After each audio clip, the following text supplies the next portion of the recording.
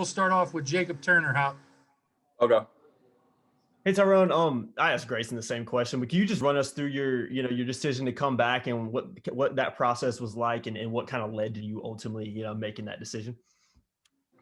I had a past with a lot of injuries, so that played a huge role. So I didn't think I got like the snaps and reps that I needed to be successful. Well, very successful for the next level. So that played a huge role in coming back, and I felt like we have something very special going on in Carolina. So I really wanted to be a part of that. We showed it last year, and I feel like this upcoming year that we're going to be one of the biggest teams. Like, we're going to be the 100 next year. So that played a huge role. And just talking with my family, they felt like I needed to come back. So that was probably like the final part of me making my decision. Thanks, man. All right, we'll go to Greg Barnes. Greg, go ahead. Hey, Tyrone. Looking past the stats, this is your second year working with Jay Bateman in this defense. Mm. How did the defense grow and develop this year? Coming from that first year, how did it improve, and what kind of strides have you seen? This year, I think like you said, we've grown a lot. I think being more comfortable with the defense and just being comfortable with the scheme, that helped out a lot this year. It made us very fluid as a defense, and you can see that when we played very well in games like Notre Dame and Texas A&M. So just being comfortable with the scheme and polishing up on certain things, that allowed us to grow. That allowed us to grow as a defense and make a lot of plays, and hopefully become one of the top defenses in the nation next year. Do you feel like the learning curve with Jay, in terms of you guys have a good enough rapport with him that there's no questions about what he's wanting to do and kind of the overall schematic theme that he's looking for? Yeah, I think everybody's very comfortable with it. It's not too hard of a scheme. It's just get it to know what you have to do. So I think we're going to be very polished next year. Thank you. All right, we'll go to Andrew Jones. Andrew, go ahead. Hey, Tyrone, there were sequences this year in which you were involved in some really big plays, and a few of the interceptions that you guys forced, you were in hot pursuit of the quarterback. How do you go about during these next several months learning to become even more consistent and have more of those high-end plays?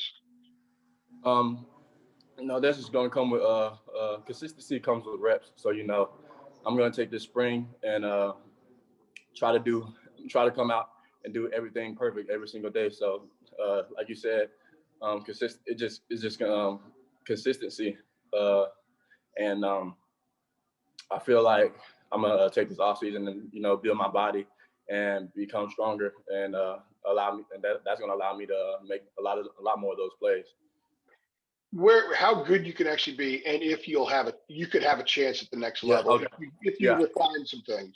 I think I'll have a fair chance at the next level if I just stay consistent. And I just have to stay consistent with the high end things I did, like you said, when it came to making those certain plays and forcing interceptions. I just have to be consistent at that. And like I said, I just got to continue to grow as a player. So if I continue to do that, I'll be able to be at the next level. Thank you. I appreciate that. All right, we got Luke Buxton. Luke, go ahead. What's up, Hop? 2 quick questions for you. First is on the academic side. I'm curious what coming back does on the school side. What are you studying? What are you doing? As far as right now, I'm in post-bac, but during the summer, I'm going to start a grad certificate program, and during the fall, I'll probably start one of the MBA programs. Cool, sweet. And then second question is, there's 5 of you guys who decided to come back, and I know your boys with Tamai. How much were you guys talking during the decision-making process of, it's a personal decision at the end of the day, but how much kind of groupthink was there? I mean, at first it wasn't a lot, but then as we got towards the end and it got to be real, we came together as a group, and kind of talked about it to see if we were coming back. And I know like me and Tamon personally, like we talked about it up until the day of the Texas A&M game and right before the Texas A&M game. So, we talked about it a lot as a collective.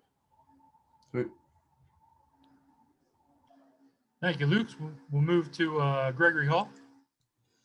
Hey, Tyrone, you mentioned Tamon. I'm just curious what your relationship is like with him, and how you guys have kind of grown together over your years at Carolina. So me and Tamon have known each other since high school. So when we got here, they paired us up together as roommates. So Tamon is kind of like throughout these years, we've just grown closer and closer. He's kind of like my brother from another mother. So, me and Tamon are very close. Boys. And yeah, like I said, I consider him my brother. How have you seen him improve the most over those years? I would probably have to say consistency. Tamon's an elite pass rusher. He's very physical. And he showed that this year, and he continues to show it every year. He just dominates every game he plays.